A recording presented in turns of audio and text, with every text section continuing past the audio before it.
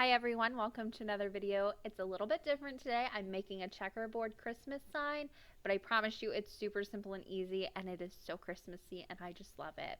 Now I am starting off with an 8.5" by 20" piece of MDF board. This was actually an old sign that it's been sitting in my basement really, and I just haven't finished it. And it was the perfect size, so I grabbed it and I'm going to repaint it and make it something different. Now to make this sign super easy, I'm using the Crafters Workshop Merry Christmas stencil. These are from their home decor lines. These are so easy if you want to make some quick signs. They're great presents. And they are 16.5" by I believe 6" tall. So really good size. Now I have my MDF board. It had already had gray paint on it. Again, this was going to be a different sign. I started painting this with some red heavy body paint. That's not really the paint you want to use for this. That's going to take too long for it to dry. So I grabbed some really cheap acrylic paints that I bought at my local craft store. These are about like 50 cents. You can even get them on sale for like 30 cents a piece. And I'm starting off with red and I'm painting this on with a foam brush. You want to go ahead and put this first layer on, and you want to do as many layers to make this nice and opaque. So I'm going to go ahead and speed through this. I'm going in one direction. You do want to keep this nice and symmetrical. You're using a foam brush, but you're still going to get a few lines. So just try and keep it going one direction if you can. So once I have this first layer on, I actually found that I could dry this very easily with my heat gun. However, as I was doing more and more layers, your heat gun gets really hot. So I would not suggest using your heat gun. I would actually suggest, if you have a blow dryer, grab that out and use it.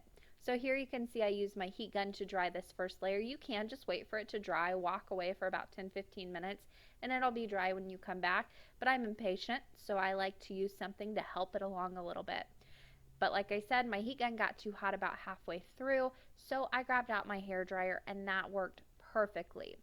Again, you're going to want to put as many coats of red paint down as it takes to get this nice and opaque. So this is cheap paint. It's going to take a little bit. I actually did about 4 coats, drying each layer in between.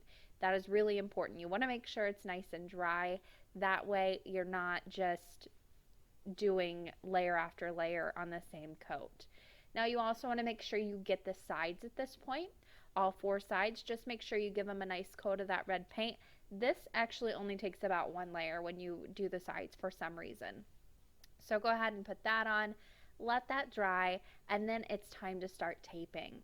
Now I am using masking tape. You can use painter's tape, whatever you want. Just make sure that you have the width that you want your checkerboard to be. So once it's nice and dry, it's time to start marking your board. You want to go ahead and start with the long side, and I am going to mark right in the center. So this was 20 inches long, so I'm going to go ahead and give myself a little pencil mark right at 10 inches. This is going to be covered up eventually, so you don't have to really worry about it, or you can erase it. You just need this as a nice guide. Now I'm going to grab out my T-square ruler. If you have good eyes and you can do this straight without any help, do that. I can't. It would be crooked as can be. So I grab my T-square ruler and I'm going to put down my piece of painter's tape right in the center. This is going to be moved in just a moment, but for right now, that's going to be my placeholder where my center stripe is going to be. Now again, I am using the size of masking tape that I want my stripes or checkerboards to be later on. So this, I believe, is 1 inch wide. It might be 3/4 inch. I'm not sure. But I want to take 2 pieces and put them on both sides of that center line. You want to make sure they're nice and straight, and you want to make sure that they are pressed down well. You also want to make sure they're long enough to wrap around to the back side. That way you're not getting a really funny kind of edge on your sign. You can go ahead and lift up that center piece of tape, and then you want to do the same all the way across the board. So you're going to put down that next spacer piece, and then just stick that down right next to either the left or the right stripe, and then that's going to be your spacer. so you know your middle stripe right there is going to be the exact same size as your 2 pieces of tape. Continue to do that all the way across the board on both sides. This does take a little bit of time to do this extra step to really get them nice and even, but in the long run it's so worth it. You're not going to have any wonky lines. You're not going to have some squares that are 2 inches, some squares that are a half an inch. It really gives you this nice symmetrical look. I'm going to speed this up a little bit. At this point, I'm just getting the tape on. I'm not really worrying about pressing down so much or wrapping them around. I can do that all at once. This just helps me speed it up to kind of do it line style. Now, once you get closer to the edge, go ahead and mark your center line on that side. To be honest, this is going to be covered up, but if you end up with a line on that side, that'll help you later on. So I'll have to go back and remark mine. However, just get it on there in case you do end up covering it up. So I finished the left side, then it was time to go on and do the right side. Again, just lining up and placing down my tape.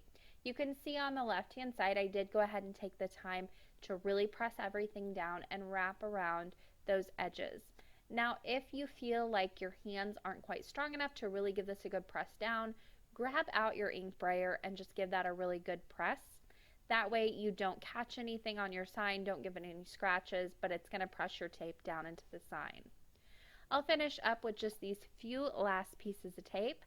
I wanted to leave this all in so you could see exactly how to put these stripes on. I promise I won't do that every time. Now again, I'm going to go ahead and grab out my very cheap acrylic paints.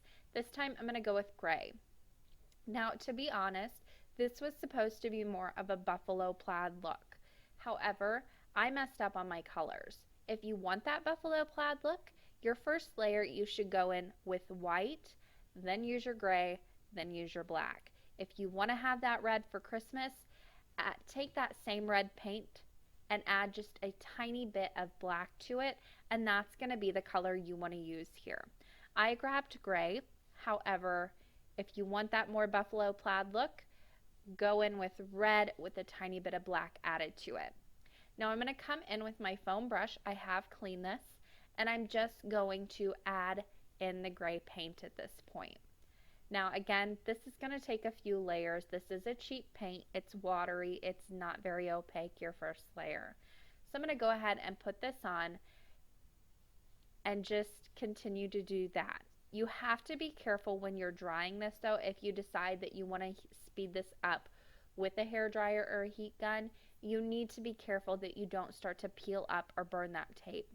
Now I added about 3 layers of this paint right onto the sign, so it doesn't take as many. The more layers of paint you put on it, the less you have to do the next time, if that makes any sense. So I've got the board already covered with the gray or with the red, so it gets a little bit easier each and every time. Now once I had my final layer on, while the paint was still a little bit wet and tacky, so I didn't end up peeling it up, I removed the tape at this point. So I'm just going to very, very, very carefully start peeling up that paint, and then you've got these nice stripes. Now this is a great look. I think this would be a really fun Christmas sign as well. So if you want to go this route, this is a great way to get a striped Christmas sign, and it would be just as gorgeous. But I'm going to continue with this and take it a couple steps further. Now with this, you have to be super careful because the paint is still a little bit wet on that tape. So if your fingers touch it, just make sure you're not smudging up the red stripes. I like to just take a piece off, crumple it up, throw it in my trash, and then wipe my hands off before I go back in and peel off the next piece of tape. Now here's where you need to go ahead and turn your board 90 degrees. Then you want to take your ruler. I've got my 8.5 inch side here, so I'm going to mark at 4.25 inches. That again is going to be my center point. I'm going to do the same exact thing and mark out my center with that piece of tape, but this time I'm going to go horizontally across the board, so the opposite way, 90 degrees of what you did the last time. I'll go ahead and place that down, make sure it's nice and straight, and then it's time to start doing your lines like you did last time. So I've got my center down, then I'll go ahead and start putting down my ones next to it. Again, that center one is just going to be a spacer at this point, so that will come up later on. Now this side is longer, however, it is shorter in length, so you don't have as many stripes to put down, but because they are longer, they can be a little bit trickier. Again, just bump that tape up, take your time, and just make sure your stripes are nice and straight. That way you don't have to go back and redo any of this, and it's going to look really good when you get it done. You're not going to have all those touch-ups later on. I'll put both of my stripes down right next to my first one, give them a good press, make sure they're nice and straight, and then I can go ahead and peel up that center stripe. I'll do the same exact thing all the way across the board until I've got all my stripes ready to go. I'm going to come back in with that gray paint, and I'll paint these stripes with the gray as well. You still want this nice and opaque, so it's going to take a few layers. I like to do thinner and more layers than go in with a really thick layer. I just feel like that dries better, it looks better on the finished sign. So it does take a little bit longer. However, I don't have a really gummy finished sign that won't dry down in the long run. Once I had it all finished and completely done and dry, you want to make sure it's dry, it's time to put down another layer of tape. You don't want to remove the old tape that you had just put down right now. You can go ahead and start placing your tape where you had it before. This is going to be super easy because you already have the lines in there with the dry tape. You can easily see them. You can see them in the video. I'm just going to line that up. You can look straight over. It's super simple. Again, just take your time. If you want, you can mark this out again, but I found that I could see my initial lines really easily because I had built up the paint a little bit. So that really helped me with placing these stripes again, and everything turned out perfectly. There you can see when I hold it up a little bit, you can see those lines you get in your paint from all the layers kind of building up on top of each other. Now once I had all of my stripes back in place, it was time to go ahead and grab out my black paint. This is going to be your final layer. Again, you want to go in with as many layers as you need to make it nice and opaque. I like to do several thin layers instead of a thick layer. I just, again, feel like it dries better and looks better on the finished sign. So I'm just going to paint very quickly into each one of those stripes. Now, when I'm doing this stripe right here, I like to go up and down, not side to side from my paints or from my... Whenever I go up and down against the painter's tape, I feel like it doesn't have as good of a chance of going underneath it. I still get a little bit. I'll fix that later on. However, I feel like it really cuts down if you go with the painter's tape and not against it side to side. So I'll finish up with a few more layers of this black, and then I went ahead and gave it a good dry, and it was time to start peeling it up. Now you're going to have 2 layers of tape to peel up right now, so take your time. This is why you want that gray layer to be nice and dry, because if you go in while it's still wet and put your tape on top of it, you're going to peel up tape whenever you go and peel this up. So each time you put down tape, just make sure your layer underneath it is nice and dry. If you have to walk away for 10 or 15 minutes, do that. It's going to be worth it in the long run. Here you can see as I'm pulling up those final pieces of tape, you can see that checkerboard pattern really start to come out. There are a few little mistakes. Some paint got underneath the tape. That's okay. I'm good with it because this is a handmade sign. However, you can always go back and clean that up with a small paintbrush and some paint.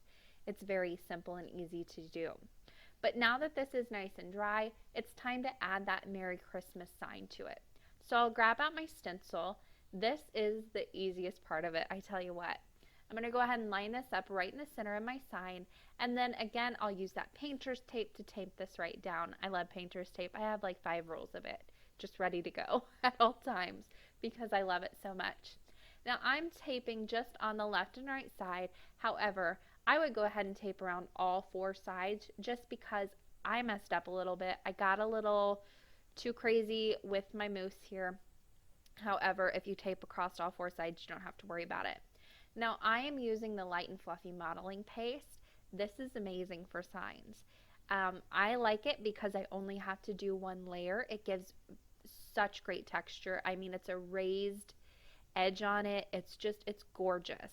And it's nice, bright white. It doesn't mix with the paints at all. It doesn't pull up any color from the paints. It just really looks nice on top of that. So I'm using a plastic spatula. You could use an old credit card, whatever you have on hand, to just go ahead and place that right through your stencil. You want to be kind of gentle with it so you're not pushing it underneath the stencil at all, and just make it as smooth as possible. It doesn't have to be perfect. Again, this is a handmade sign. I'll go ahead and just continue putting that through the entire stencil, smoothing this out. I do want a nice thick layer of it, so I'm not going to take too much of the excess off. You'll see I have a lot left over on the stencil when I pull it up.